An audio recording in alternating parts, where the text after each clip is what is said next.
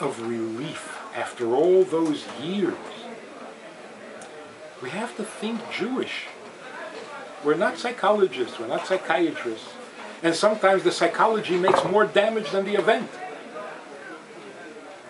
When somebody comes to us, you respond from a torah, from a halacha, from a hashkafa of Yiddishkeit. What's the aveda? Keep it in context. Vanish Mishayah. And if it's not a big aveda, then it's not a big aveda. So what are you suffering from? It's a much healthier, truer definition of what we're dealing with than this indescribable trauma that we can't put can't get a handle on it, and it's just, oh, are you that damaged? Oh, okay. You're not that damaged. Cut it out. Zaya mensch. And if in fact you did do an aveda, so now do 2 mitzvahs. Regain your balance. I had a Talmud who said he was molested for 3 years by a family member, and he feels he's okay. And he went out with a girl, and after a while he revealed that to her, and she dropped him because she said, if you feel okay, something must be wrong with you. What's wrong with him is that he mentioned it.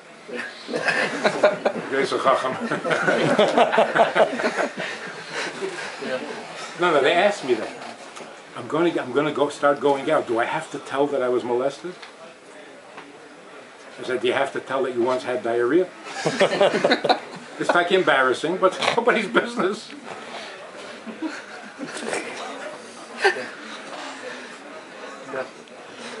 Yeah. It sounds nice, but isn't this a bit simplistic? You're Yes. dealing with massive trust issues.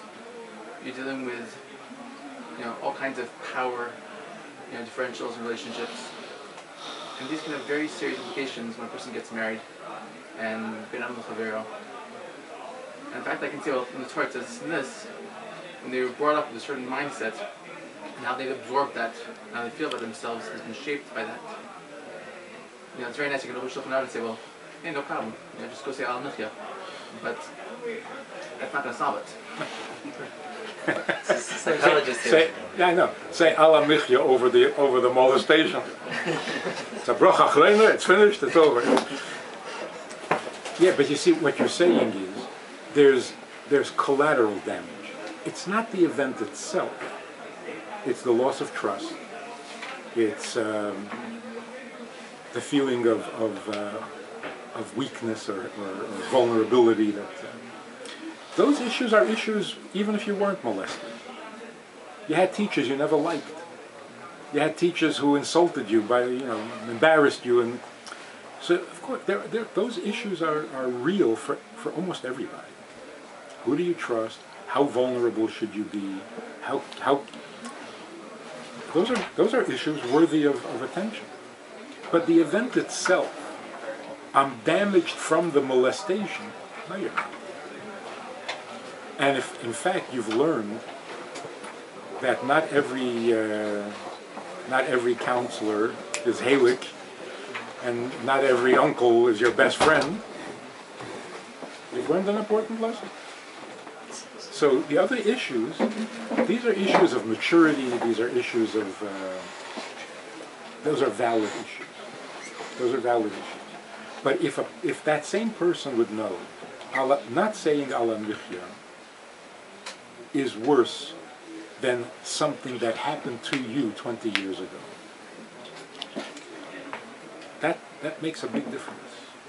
Let me just take it one step further. Let's take rape. Rape is, by all, I think, agreement, a very traumatic event. And it can have serious, emotional, psychological implications. It can. In fact, I can tell, the Torah says it wasn't your fault. You didn't do anything. You weren't asking for it. And they accept that. But still, there's a lot of brokenness there. Would you say that's not the event that did that? In many cases, it's not. In many cases, it's the knife that is traumatizing. But, of course, saying it's not your fault does not help much, because they know it wasn't their fault. What they're suffering from is the feeling that they're damaged. So it doesn't matter who is responsible. The question is, who's damaged? I'm the one who's damaged. Damaged means I'm not as lovable, I'm not as acceptable, I'm not as valuable as I used to be. Somebody is not going to love me because of this, or at least not going to love me the way they used to. A married woman, of course, finds it very hard to believe that her husband is still going to love her. Whether it's her fault, not her fault, the result is the same. From a religious perspective, if I feel damaged, can I really serve God anymore? Does He look at me the same way? Or am I damaged in His eyes also? So the damage is, if we want to be helpful, identify where the damage lies. Who is not going to love you? A person who says, no, everybody loves me, everything's fine. I don't love myself. That's not legitimate guilt or legitimate. Identify where do you think you're damaged, and what are you supposed to do about it? If you feel damaged in God's eye, ask Him. Your future husband may not love you? It's a good question. What do you do about that? So the more you identify it, the more you embody it, the easier it is to handle, to deal with.